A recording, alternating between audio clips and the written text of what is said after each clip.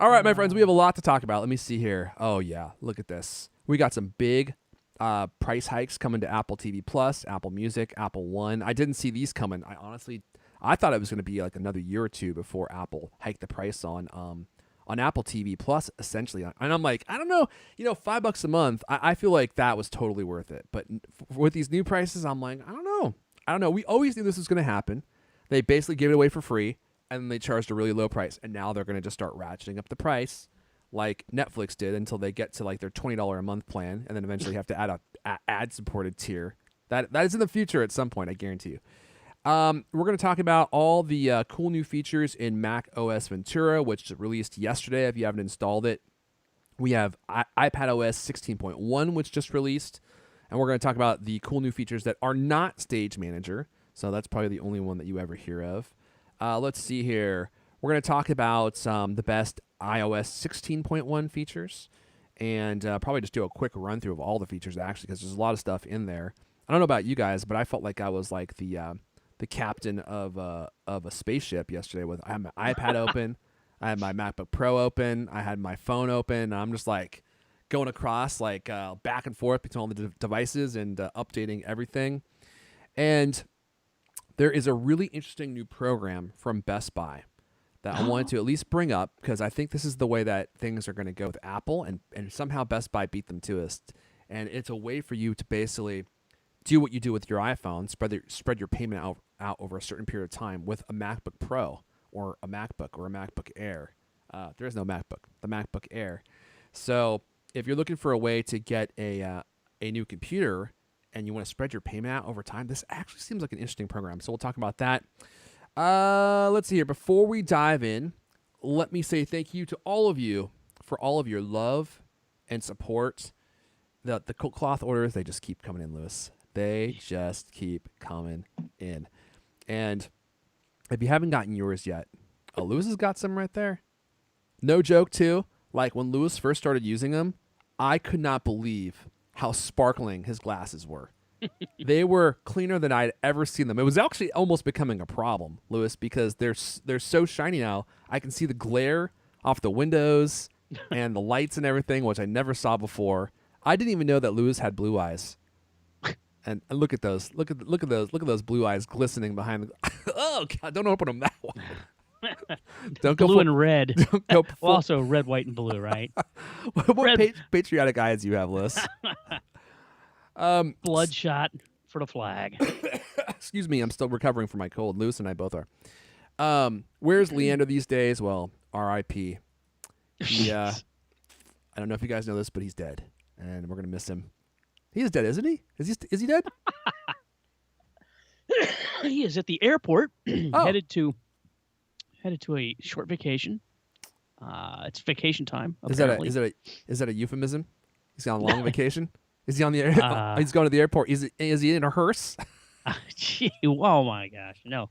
Oh, he's he's doing fine. Yeah. He's, When's he coming back, Lewis? A week or so. Yeah. Week or so. A week or so from. You think so? Yeah. A weekish. Yeah. Okay. All right. I'll ask you next week. Yeah. We'll see. But if you're in Arizona and you see a British man in a local pub causing a ruckus, well, guess who you just found? Causing a ruckus. Yeah. A ruckus? A ruckus. He's getting raucous and causing a ruckus. Okay. Yeah, he's doing both. Let me finish this coat cloth promotion, because people need to know that it's the best way to clean your iPhone, your glasses, your camera.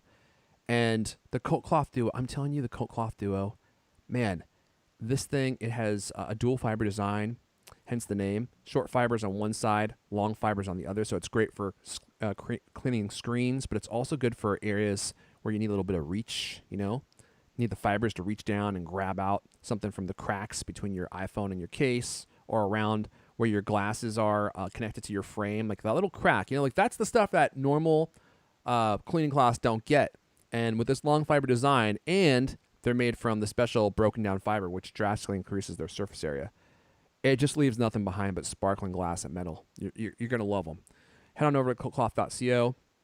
Grab yourself some. You'll be supporting me, supporting the show, and you'll get yourself the best way to keep your tech and gadgets sparkling clean. Coatcloth.co. Use code COATCAST at checkout.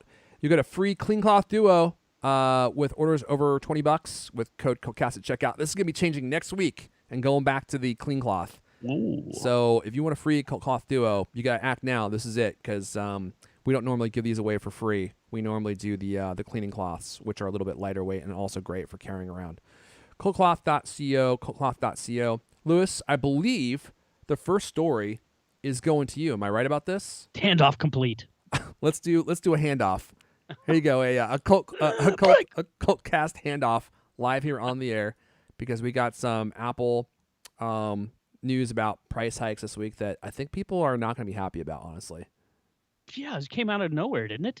Apple's raising the prices of some of its subscription services $1 to $3 each. Mm-hmm. Services that they're raising price on include Apple TV Plus, Apple Music, and the Apple One subscription bundle. Everything's going up. Yeah, and you can see the price increases in your next subscription renewal. Isn't that exciting?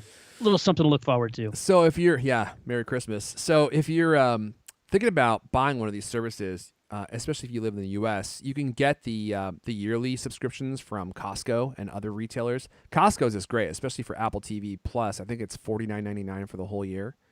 And why don't we tell the good people? I'm pretty sure that's what it cost previously. That's what I'm saying. They're still selling those. And then once those are sold out, they haven't. Yeah, so you should go in and get those if you want to. I see. Yeah, because otherwise you're gonna have to pay these new prices. And tell them what the prices are here, Lewis. I don't think you went through this. Yeah, I didn't get a chance. Here we go. Apple TV. Anyway, Plus. let me. No. Apple TV Plus going from $4.99 a month to $6.99 a month. That's a $2 increase, in case you're a little fuzzy on the math. It feels like a lot more than $2 though. Annually, it's going from $49.99, the price that you can apparently still get from Costco if you hurry up, to $69. What was that? 69, dude. I wonder if it's actually going to $69 or $69.99. Either way, I get to press my button. Yep, keep going. Apple Music is going up $1 a month from $9.99 to $10.99. Family plan is going from $14.99 to $16.99. And the annual plan for individuals is going from $99 to $109. There you go. And, sadly, the Apple One subscription bundle, which I've been using for a while now, that's finally going up. Individuals going from $14.95 to $16.95. Families going from $19.95 to $22.95. And Premier is going from $29.95 to $32.95. So TC wants that profit. Tim Cook does want some profit. Everything else is getting more expensive, so why shouldn't all these services, right? Yeah. Apple had, they gave a comment about it, and they said, well, the reason the music one's going up is because of increased licensing costs. And gee, it's really great because it means more money is going to go to the musicians. So now, like for every 1,000 streams, musicians will get a penny and a tenth of a penny, extra penny instead of just a penny. Yeah. And they also made the point, and this is somewhat true. I mean, Apple TV Plus has been underpriced, not really underpriced, but low priced. It's been a low price option for quite a while. They couldn't give it away, couldn't stop giving it away for a while, and you still get free trials, right? If you buy certain hardware or whatever. But they make a fair point. They have added a lot of content to Apple TV Plus in the past 3 years. I mean, they have. If you go and look at it now, it's actually kind of substantial. I don't know if substantial is the word I would use. Well, I mean, there's a lot of stuff on there that I'm not interested in watching, but there's just a lot of stuff there now. I mean, it's kind of mind-boggling how fast it's grown. And it's almost all originals. By the way, I don't know if you noticed this. I don't think we even discussed this, but they're bundling in other movies, for instance, that go with movies that they present. Like they had, for instance, a documentary about Sidney Poitier. Yeah. And then they have like 4 or 5 of his movies on there for limited time that you can watch on Apple TV Plus. Oh, really? I didn't know that. I haven't heard they haven't made much about this. And there was another thing about the movie The Greatest Beer Run Ever, right? Which is like a Vietnam War era movie about a guy who decides, he's like some Irish guy, drinking in his Irish bar in Boston or whatever, and he's like, "Oh, I'm going to take some beer to the troops overseas because the morale's bad." And this is based on a true story. The guy actually did go over to Vietnam and deliver some Pabst Blue Ribbon to various people that he knew over there, right? So, uh, anyway, so to promote that on Apple TV Plus, now they have some classic war movies like MASH, and I can't remember what else now. It might have been I just can't remember. Slips my That's mind. fine. But anyway, I think that's an interesting angle. I mean, they've always been, oh no, we just have our own original stuff or the stuff that we've purchased, which is, they've purchased a That few is interesting, isn't it? existing I wonder properties. if this is something that is going. I wonder if this is an indication of the future where they start to have rotating content just like Netflix, just like HBO, where other than just their own original content, they're going to be bringing in other content from other, creators, just like every other streaming platform. That would actually be an interesting play and would make Apple TV Plus more valuable because I think in its current form, I don't think it's worth $7 a month, honestly. Yeah, I agree. I mean, plus tax, now you're almost at $8, and I don't I, know, $8 a month. I mean, at $5, which is what it was, that was such a great deal. And I know it's only $2, but it feels like it's substantial. That $2. I mean, it's well, almost a 50% increase in price. So yeah, and in the landscape, I mean, all these things keep going up in price. yeah, At some point, people have to make a rational decision. Like, well, I'm not going to spend $57 a month on streaming services. and exactly. That's the problem, right? Is every streaming service wants money from you now. Like they all want your $5 a month for the ad supported plan, or $10 a month for like the plan without ads. And it's like they all want it from you. And I think everyone we've all got streaming fatigue, man. Like we're all tired of getting nickel and dime for this stuff. And so you're competing for that market share. And in my opinion, Apple still has one of the weakest libraries because they just don't have very much. And they've got some great shows. Like I don't want to talk fully about Severance today, but I started watching it and it's great. It's, in my opinion, the best show that Apple TV Plus has. Its premise is completely unique. The show is interesting. I mean, it's gripping, and I haven't completed it yet, but once I do, I think Lewis and I need to talk about it here on the show. It's a damn good show. Like when I saw it, I was like, I can actually. It's hard for me to believe this is Apple. This is one of the first shows that I've seen that doesn't feel like it doesn't feel. How do I say this? It's one of the first shows that I've seen that it's just good content. I don't care who made it. It just feels like great content. And it doesn't feel like it's missing something, or it's weird in some way, like some of Apple's content has felt to me. And it is a really good show that I would wholeheartedly recommend. Would I pay $8 a month to see it? Probably not. Yeah, well, that's the thing, and I think it's true that the augmenting their stuff with occasional things like, I think that, for instance, those war movies, they said, oh, they're going to be on for like a month or something, right? Mm-hmm. So you get a 1 month window to watch 4 or 5 classic war movies. That's pretty cool, and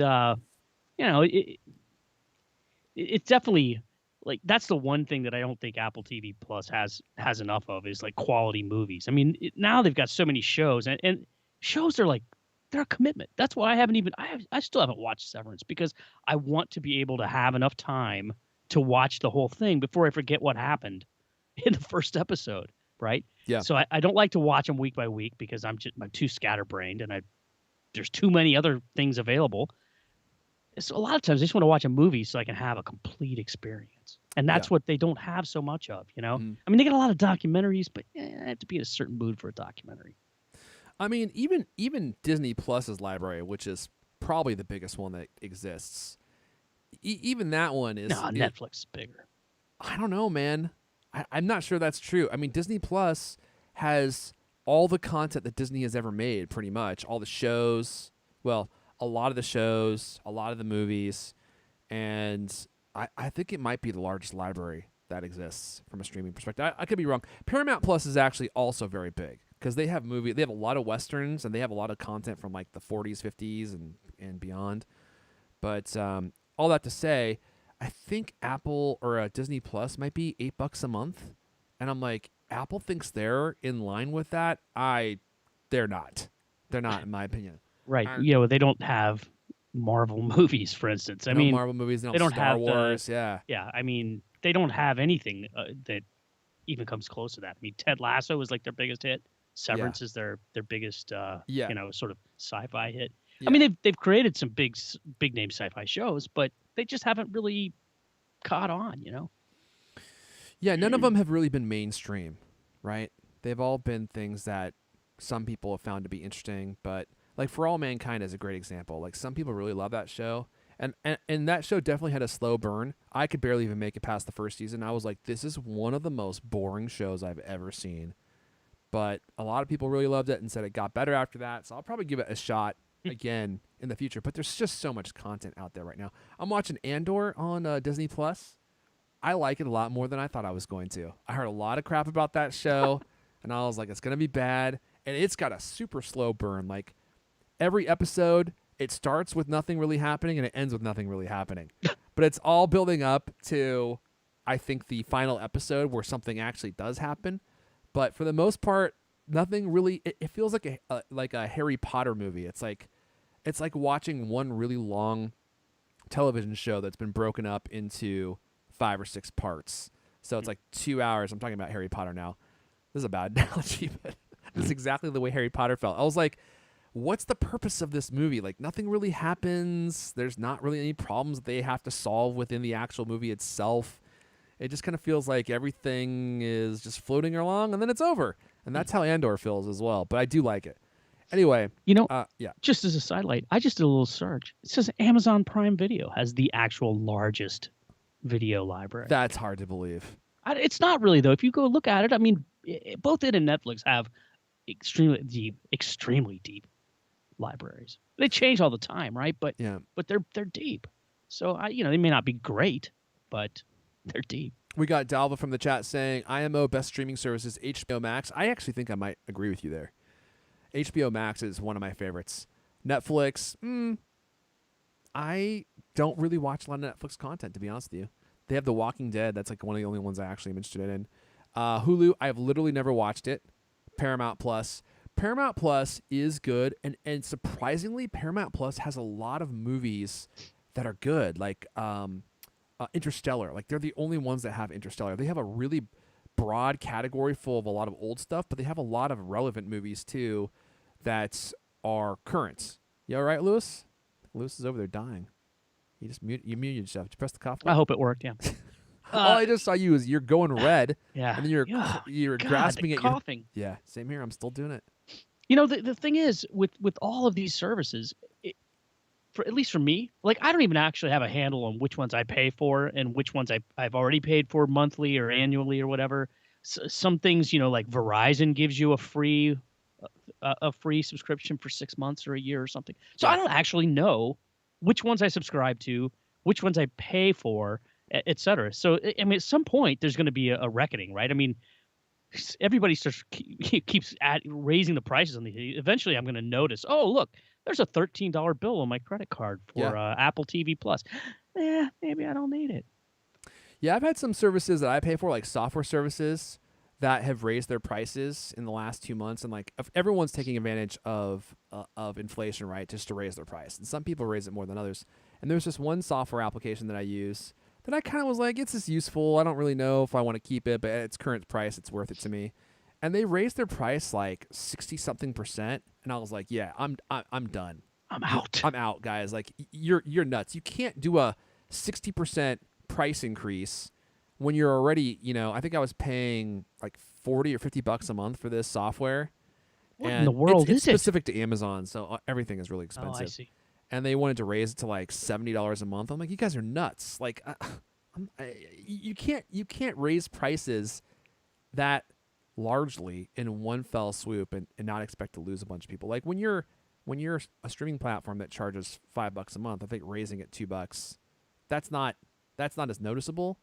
But anyway, we digress. Wow, that's a long time talking about the price hikes. I know. I guess we're bent out of shape about it. Well, the one last thing I would say is that the one problem that Apple hasn't solved, and I think they're doing this intentionally, to be honest, is the whole iCloud storage situation. Right? I'm on the verge of running out of iCloud storage space. I've got the 2 terabyte plan. I'm almost out, and now the only way to increase my storage is to go to the Apple One plan. But the only way to get 2 terabytes, another 2 terabytes of storage, is to pay them their premier price, which is going to go to $33 a month. So now instead of spending $10 a month for another 2 terabytes, I got to give them $33 a month. And I'm like, that's not it, Chief. Like, I'm not going to give you a bunch of extra money. Like, if anything, I'll just stop using iCloud for storing my photos, and I'll start using like Plex or something and put it on my NAS, because I don't want to have to pay Apple another, even if I like the cheapest Apple One plan I got, I'd have to give them an extra $17 a month to get an extra 50 gigabytes of storage. And I get, Apple TV Plus and some other stuff that I don't really want. Fitness Plus, man, you'll be in shape in a week. Fitness Plus, yeah. I don't want to work out at home. How can I be so flabby? I pay for Apple Fitness Plus. Maybe you should try turning it on, tuning in, tuning into it. So I don't know. That's the one problem I would love to see them solve, because this has been going on for a while. There's a lot of people who run out of storage space, and Apple just they lure you into this iCloud photo storage plan, or iCloud storage, I should say, and then you get to the end of it, and you're like, wait a second, I have no more space left. What do I do? And they just kind of shrug. So you had me integrate this program into my life. It's really useful, but now you are not giving me a way to like continually increase the size of my library, which everyone's always doing all the time. And the file sizes keep getting bigger and bigger on their phones. Yes, I was going to say. And not only that, so sorry, this is a complete tangent. So one of the things I've talked about in the past is downloading your entire iCloud photo library to a PC if you have a PC, because it's easy to upgrade the hard drives in like a tower PC. So I thought I was doing that, and then I went in there the other day and I realized that Apple changed iCloud on PC so that you can't define what hard drive you want to use to store your iCloud photo library anymore. And so it had just diverted back from the drive that I was using to my main operating system drive, which is like a small SSD. So there wasn't enough space to store all my photos and everything. So it just stopped doing that. And that's nice. The only way to fix it is you have to like go in and to like the command line and like create like a symbolic connection between the drive that you want to use and like the drive you're actually using, to basically trick the computer into using the drive that you want. It's a huge pain. Like, this took me like an hour and a half of research to figure out how to fix this, because Apple has made iCloud way less usable on PC, and they don't let you actually pick where you want to store your huge library. And so that's made it way less useful. So it's not even as easy to do that anymore. So like, this is a big problem that a lot of people have, and people that don't have it now are going to have it in the future. It's only a matter of time before you run into this issue, and Apple still hasn't solved it. I thought for sure they were going to bump up the storage sizes. When I saw this headline about the higher prices, I'm like, oh well, surely. Yeah. They need to, like, when are they going to increase the amount of storage that you get for the amount that you pay? Like, that hasn't happened in years, and years, and it's high time. Anyway, so I don't want to turn this into a complaint-a-thon.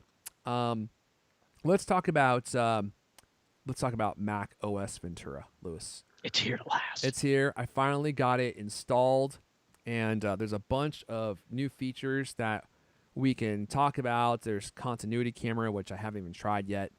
There's, of course, shared photo library, which is, I think, one of the most exciting features, because if you're married, I was just telling my wife this last night, if you're married with kids, like, how are you supposed to manage the photos between the two of you? You both have photos of your life together, but it's very difficult to share them.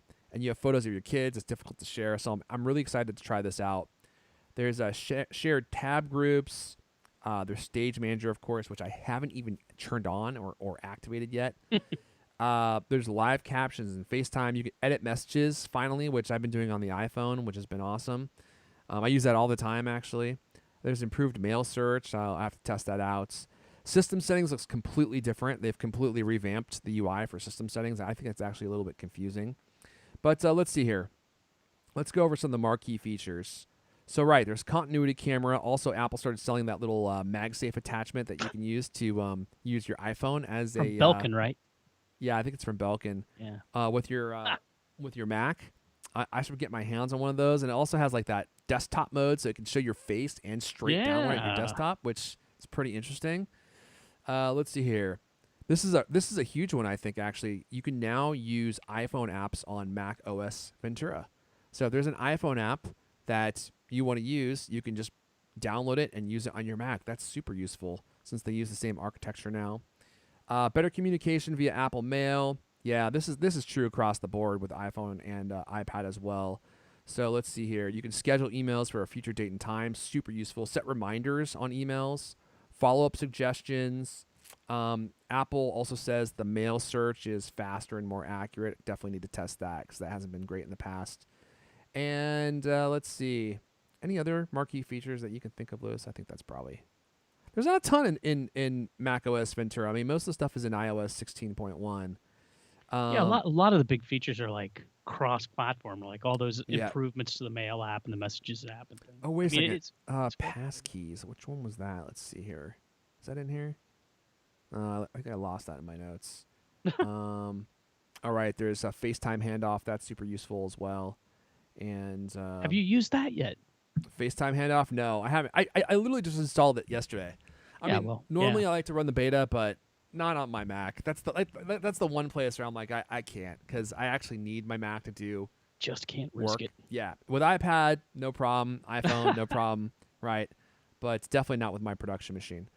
So let's see here. Let's talk about iPadOS too. The interesting thing about iPadOS is that there was no beta that we could use. It just went from iOS 15 right to iOS 16.1. So I think it was like iOS 15.7. What? iPadOS. iPadOS. What did I say? I think you said iOS there right at the end. Oh, did I? Oh, okay.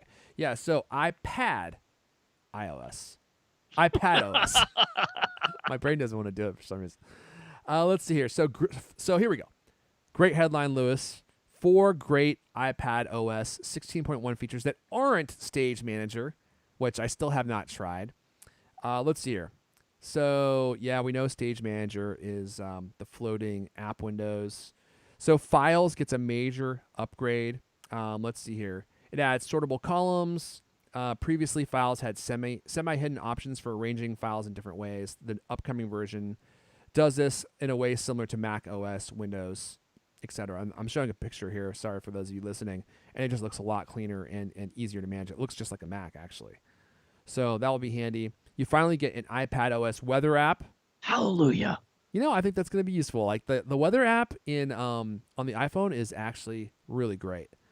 And I normally want to check the weather at night when I'm going to bed for the next day, and now I can. I don't know why it took 15 years. 15 years, Lewis. iPad came out. Oh, no. Let me see this. Oh, the iPhone came out in 2007. Oh, yeah. I guess that's true. It's been out. The weather app on iPhone came out in 2007, so it's been 15 years, and they just ported it to the iPad. Maybe someday we'll get a calculator. Oh, don't hold your breath, Lewis. I give it another 15. We get the same mail and message improvements in iPadOS 16.1. So send later, remind me feature, undo send. You get 10 seconds for the undo send, by the way, so keep that in mind. You can also edit text messages. You get 15 minutes to edit a text message after you send it, and that's something that you'll definitely find handy. I've used that all the time, especially with Siri's autocorrect, right? It's like it writes something last minute, and it always changes it right before you're about to hit send. And, yeah, autocorrect. So it's misnamed. What was that?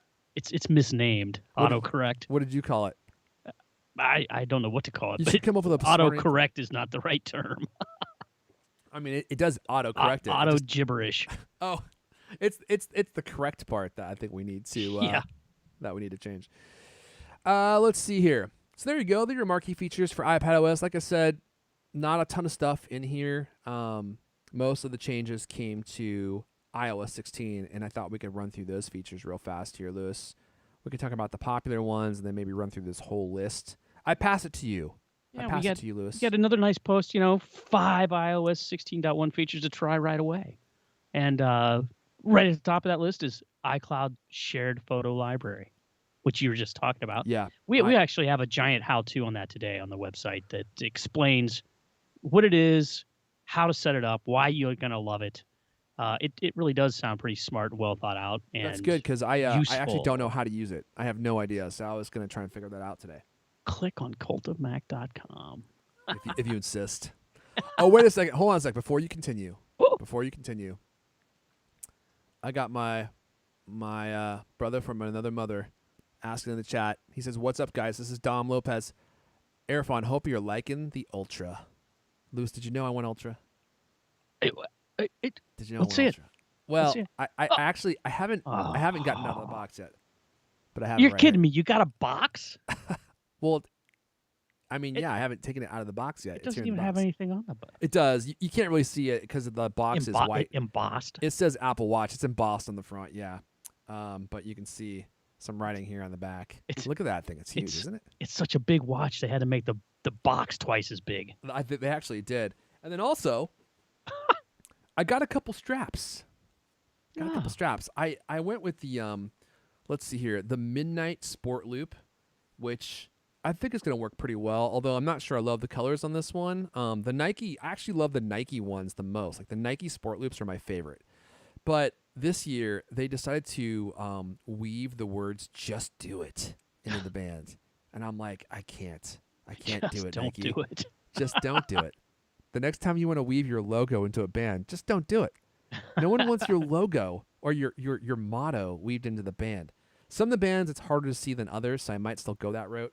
But in the meantime, I got the Midnight Sport Loop. It's like a orange, white, and gray sport loop because I love the sport loops, man. They're so comfortable.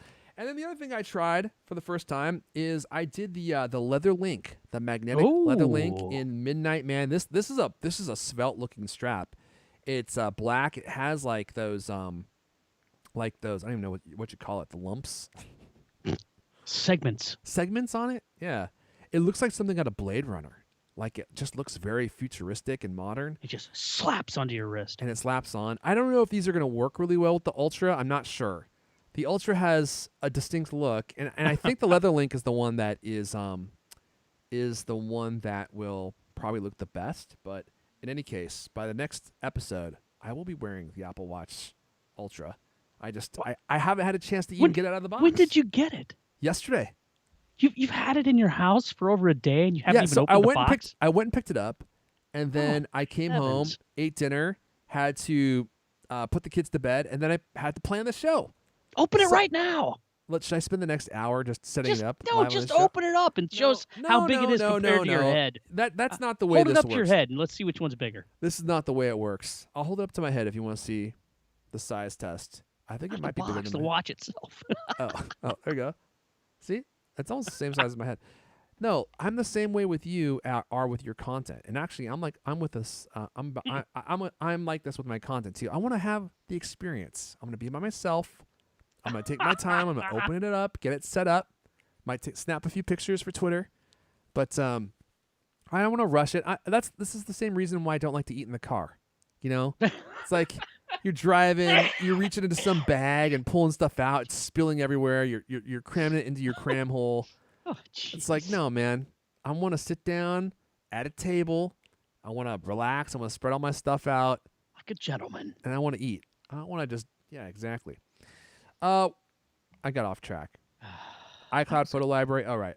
Next thing, live activities, Lewis. Live activities, yeah. So this is one of those things that they just opened up. It sounds like it's really going to make widgets on your lock screen, iPhone lock screen, and also the dynamic island on the iPhone 14 Pro models. It's going to make them more useful because this is going to allow those widgets and the dynamic apps to like send live information to them. And here we go. So now they'll be actually more useful. You Yep. don't have to necessarily go into the app to get the information that you need. Yep. Okay. And I'm sure that's cool now. I actually haven't had a moment to upgrade to 16.1, but you're giving me a hard time. Yeah, I know. But anyway, that's one of those things that is probably great now and is really going to pay off over time because more and more people start building their updating their apps to take advantage of it. So yep. Here's the one that Irfan was saying, man, this should really be first. Oh yeah, I wanted you to put this because at the very top of the article. It should actually just be the headline, right? Like iPhone's iOS 16.1 brings clean energy charging and some other stuff. I told you if you wanted to go viral, this is the one you need to lead with, but you didn't do it, and now it's not viral, is it? Yeah. Did anyone even read this story? This story did quite well yesterday. Oh, really? Anyway, so this is a new feature that Apple's talking about. If you switch it on, I think you have to switch it on. Probably. Um, it optimizes your iPhone charging times, the time that your iPhone charges to take place when the power grid is using cleaner energy resources. And we were discussing this before the show. It's like basically that means it's going to optimize it. It's going to want to charge your phone during the day when solar is happening. Just like when, for instance, California said, "Oh, uh, everybody has to buy an electric car, but oh, by the way, please don't charge your Just don't electric charge car it. tonight after the sun goes down because you'll cripple the grid." Um, if you look at, like, for instance, California, we were just looking at this before the show. That's like 37% of the power grid energy comes from renewable resources, and that's solar and wind. And anyway, you can turn this on. Our writer Rajesh makes the point. Hey, this may not seem like a big deal for you, right? Like who cares, right? Oh, you used this little fraction of energy, but when you consider that, like, there's more than 1 billion iPhones out there, this could actually have an impact collectively. We'll Okay, see. I see your point. Okay, so that's number 3. Number Yep. 4, and this is a little odd one. Apple Fitness Plus without Apple Watch. You just So, need a magnifying glass to watch the video on your.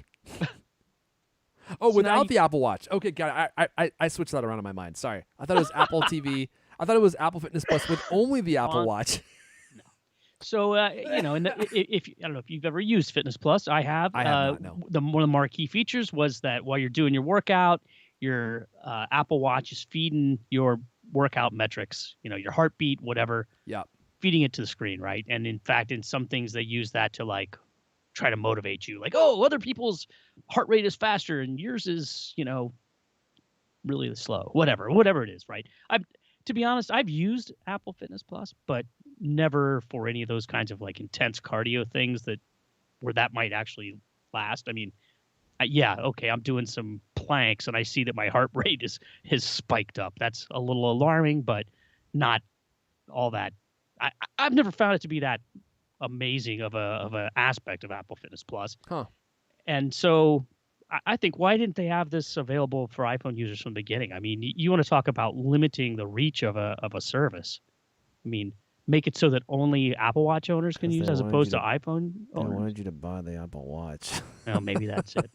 I mean, it's kind of cool. I can understand how some people dig it, and I can see how it could potentially make people more into the whole thing, right? But I think it's cool that they're opening this up, because I mean, really all these is pre-recorded videos that you watch, and they walk you through workouts, and you don't need an Apple Watch to do that. So, Yeah. in fact, I mean, you didn't absolutely have to have an Apple Watch anyway. I mean, Graham, our fitness guy, wrote by, you don't have to.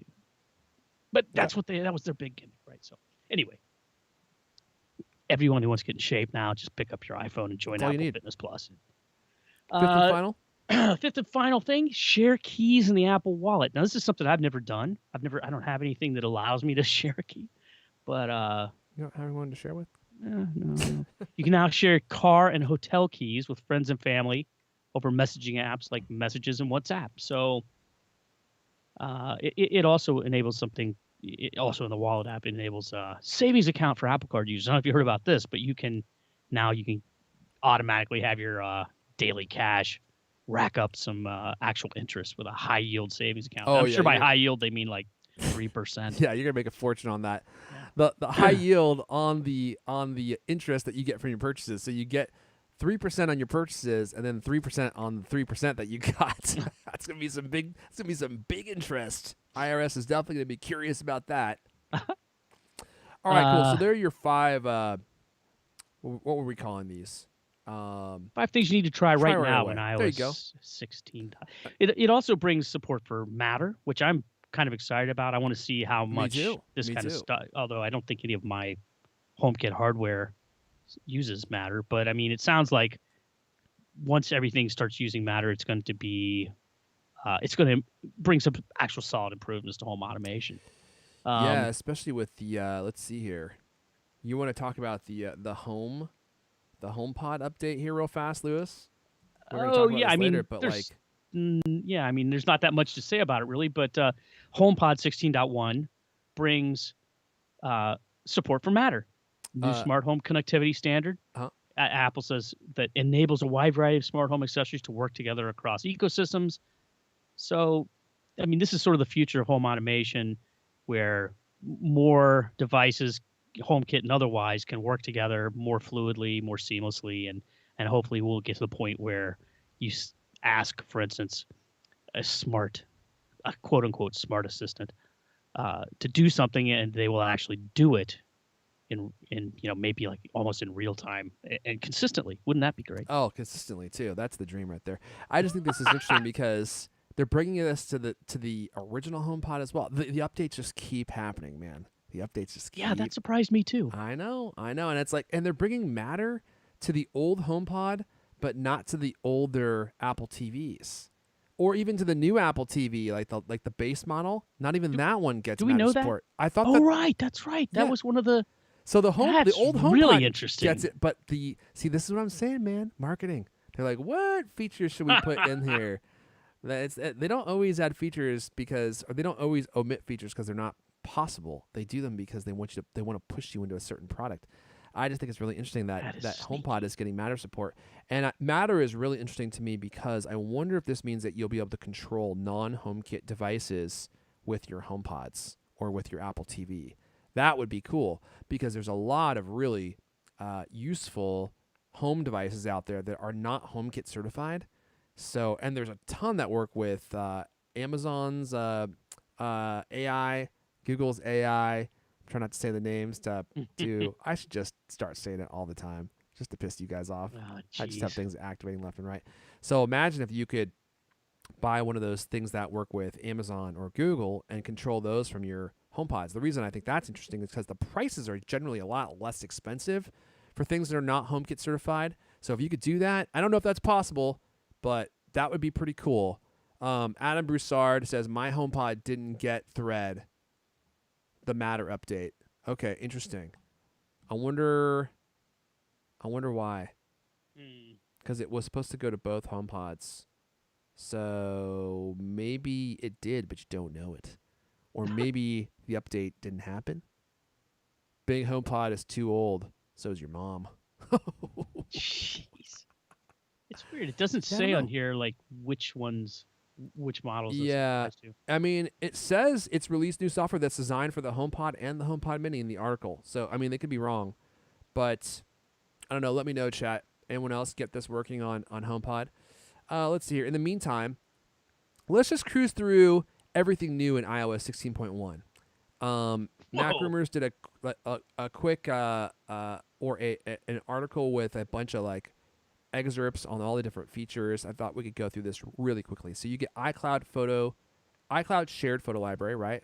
You get live activities, which Lewis touched on, wallet key sharing, lock screen, home screen customization. So now when tapping on the customized interface on the lock screen, there's an option to choose between customizing either the lock screen or the home screen rather than just the lock screen. At Apple Fitness Plus on iPhone without an Apple Watch, we just said that. Matter support, we just said that. Clean energy, we just said that. You can delete the wallet app now if you want. Who would want to do that? I don't know. People that don't use it maybe want to get rid of it. Not me, but some people are kind of anal about that stuff. Battery percentage in the status bar. Oh man, I tried this. I wasn't a fan. iOS 16.1 adds battery percentage to the battery icon in the status bar on the iPhone XR, iPhone 11, 12, 13, all phones. Oh, I see. That didn't support this feature in iOS 16. So it's adding it to phones that didn't support it before. So if you have an iPhone 11, an iPhone 12 mini, an iPhone 13 mini, that should be added now. New screenshot UI. So when you're taking a screenshot, there's a button to copy and delete the screenshot. Whereas before you had to do that manually. Battery status bar visual change indicator. Now let's see this. In iOS 16 added, I can't talk. Apple in iOS 16 added battery percentage to the battery icon in the status bar on Face ID iPhones. And in iOS 16.1 Beta 2, interesting. Okay. Now this is exactly what we were asking for. In iOS 16 Beta 2, they improved the feature to show a visual indication of the charge level. This is one of the things I freaking hated about this feature. So remember when they used to show you both the percentage of your battery, you had the option to add the percentage of your battery and like the battery indicator next to it, so you could see visually how much battery you had left. Well, they combined those two things in iOS 16, but it didn't. I actually didn't like it because the only way it worked was it would show you the battery percentage inside the battery, but then the battery capacity didn't move at all. So every time you looked at your phone, it looked like you had a full battery until you read the number. Ooh, 33%. What's that? Ooh, 33%. Thought it was full. Yeah, exactly. Which, by the way, mine is often at 33% these days. Yeah, mine is. Why is that, Liz? It's a 14 Pro, man. It's a Oh. battery eater. Okay, I'm turning this on. So I'm turning this on to see how it works. So if In you real go time. into I settings, like to sit back and relax. battery, and do this all you by can turn yourself. battery percentage on, and I'm going to see how this changes as the battery capacity goes on. So now the way it's supposed to work, at least according to what I'm seeing here, is you'll see the power inside the battery drop as you did before, and it will still also show you the number. I'm not sure how that's going to work, but that looks interesting. Let's see here. The battery font has changed, slightly increasing the size. The lock screen charging indicator has changed. When charging an iPhone, the battery percentage is now displayed above the time when the iPhone first starts charging and each time that it is woken from sleep during the charging process. There's some wallpaper updates. Let's see here. Emergency SOS via satellite has been activated. Nope. Oh, wait. No, it's not. They're laying the groundwork. The groundwork has been laid. Cool. There's Coming in November. Groundwork Don't that try you it can't this use. weekend. Let's see. AirPods Pro 2 volume touch control toggle has been added, so now you can swipe on the AirPod to control volume. I'm looking to see if there's anything else. And then there's some bug updates. So there you go. That's everything. Oh, don't forget the Yeah. book app. Books app is now better. Oh, it's just better. How is it better? We don't know. Controls are automatically hidden when you begin to read. What a breakthrough. That's cool. That's good. I'm going to read so much faster now because of that. Thanks, TC. I heard he personally programmed that one. So, okay, yeah, I think that's all the major ones. So there you go. Nothing else in here is really worth talking about. So there's all your iOS 16.1 features available now. All this stuff was available on Monday for you guys to download. I'm sure you already know that. If not, iPadOS, there was a watchOS update, there was a tvOS update, there's macOS Ventura, everything. It's all ready for you. All the updates. Okay, Lewis, I think we should wrap up with this story because we're going way long. So I think we're going to wrap up with this Best Buy story on Best Buy's new way to buy a new Mac laptop. Now, you all might find this interesting. Best Buy's Upgrade Plus program lets customers get a new Mac laptop every 3 years with monthly financing. So they announced the program this week. It's called Upgrade Plus. The program involves a combination of interest-free financing options to upgrade to a new Mac every 3 years. You could do the MacBook Air. Oh, they got a bunch of models here. The 13-inch MacBook Pro, the 14-inch, the 16-inch. So here's how it works. As an example, Best Buy cites a base M1 MacBook Air priced at $999.99. Through the program, a customer can pay $19.99 per month for 36 months towards the machine. At the end of the 36 months, the user has the option to make the remaining payment, which would be about $280, and keep the machine, or return the machine and leave the program, or upgrade to a new Mac laptop. If they return the machine, either to leave the program or to upgrade to a new Mac, no final payment is required. So you just, I guess, turn your machine in and they will give you another one, just like an iPhone. So they give some more examples of pricing here. I'll start at the top with the best machine. If you were to do this with an M1 MacBook Pro, the 16-inch, you would pay $54.15 per month with a final payment of $549.78 if you wanted to keep it. Or you could trade it in and not have to make that final payment and get a new MacBook Pro. If you were to do this with a 14-inch MacBook Pro, your payment would be $43.32. If you were to do this with a 13-inch MacBook Pro, $28.15. for the M2 MacBook Air, $25.98 a month.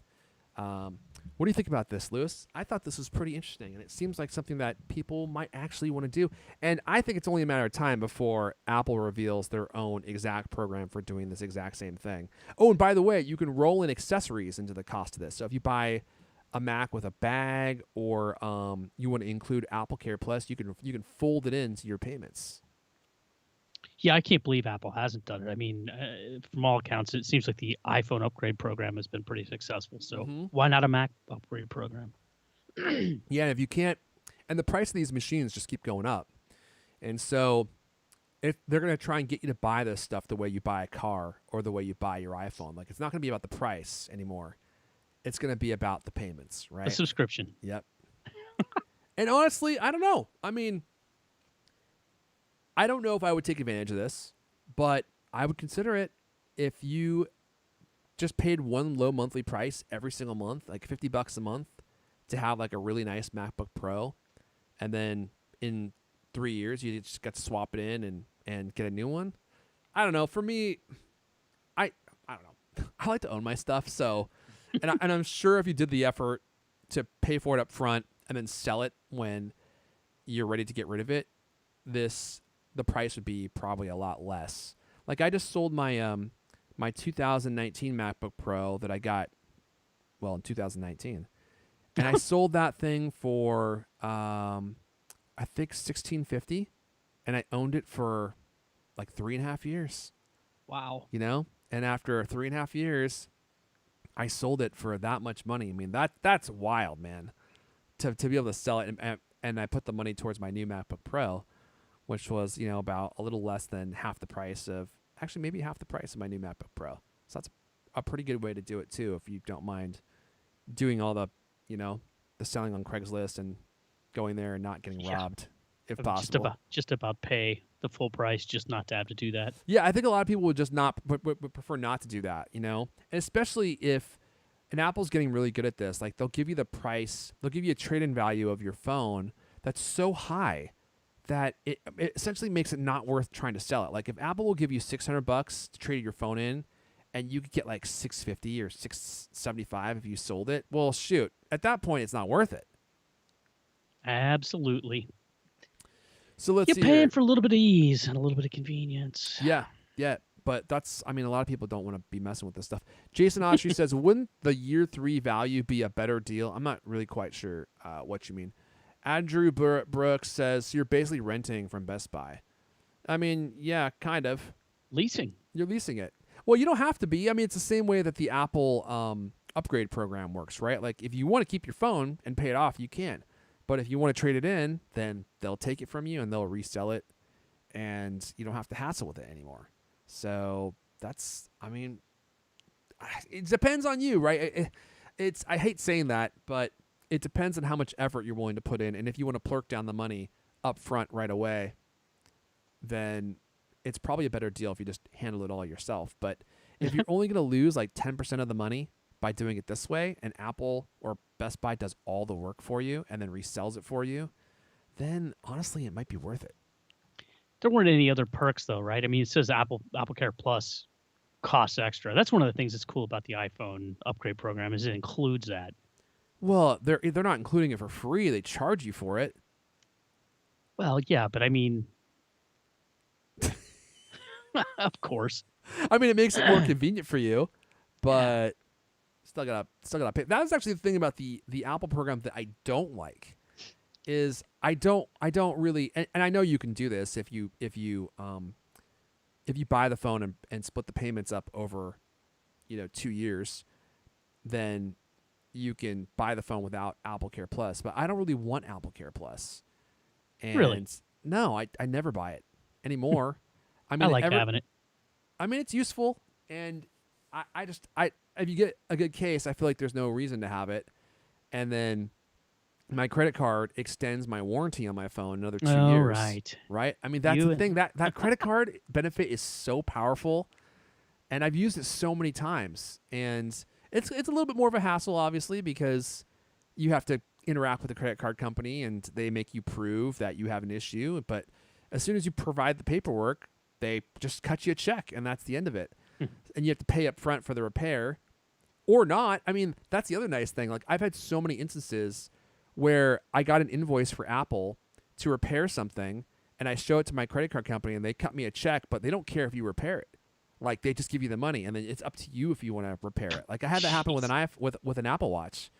I had an older Apple Watch that was having issues. Apple gave me an invoice to fix it, and I gave that to the credit card company. They cut me a check for pretty much the whole price of my Apple Watch, and then I just kept it. Is so this, did you just confess to credit card fraud? I don't think I'm so. just curious. I'm gonna hear some pounding. This is the police. No, because it's insurance, right? So as long as you give them the paperwork that shows that you have a legitimate problem and they cover it, then it's up to you whether or not you want to like replace the item or fix it or whatever. But he says that's fraud. I don't think so. I hope not. Sounds a little iffy. Well, I'm just doing what they tell me to do. So if I committed fraud, it was at their behest. I blame them. I disavow. But yeah, because it's not like I'm creating fraudulent paperwork. Like, I have legitimate problems, and they want, when you have a problem, they want you to show paperwork that shows how much it will cost to fix something. And then once you have that, then you're good to go. You just chose to total it out. Yeah. And if you don't have the paperwork, just go in Photoshop and just like, Okay, here we go. All right, all. I think we're going to go ahead and wrap it up there before I incriminate myself any further. From what I'm seeing from the chat, okay, no one from the chat's going to tell what I did, so I think we might be safe. Thanks a lot, guys. I really appreciate it. All right, all. We're going to go ahead and wrap it up there. That's all the CoolCast we have for you guys this week. Lewis is going to be on vacation, so we had to do a little bit earlier. That's why we're doing it on a Tuesday instead of Thursday. If you want to come hang out with us, we're going to be on Twitter, just duking it out on the new Twitter. I'm at Erfon, ERFON. Lewis is at Lewis Wallace. This has been the CoolCast, the best 30-plus minute Apple conversation you're going to hear all week long. New episodes of the CoolCast come out every Thursday. I want to thank everyone for hanging out live and for listening. I really appreciate all you guys and for all the support. And we will see you guys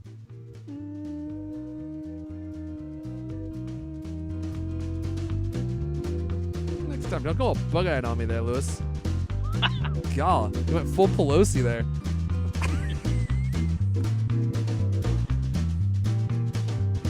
Oh, Adam Broussard saying Tuesdays is greater than Thursday. Maybe we should move the show to every Tuesday night. The only problem is there's never any news to talk about. Except for this week. These last 2 weeks have been just jam-packed. Except for this one. I mean, imagine if we had waited till Thursday.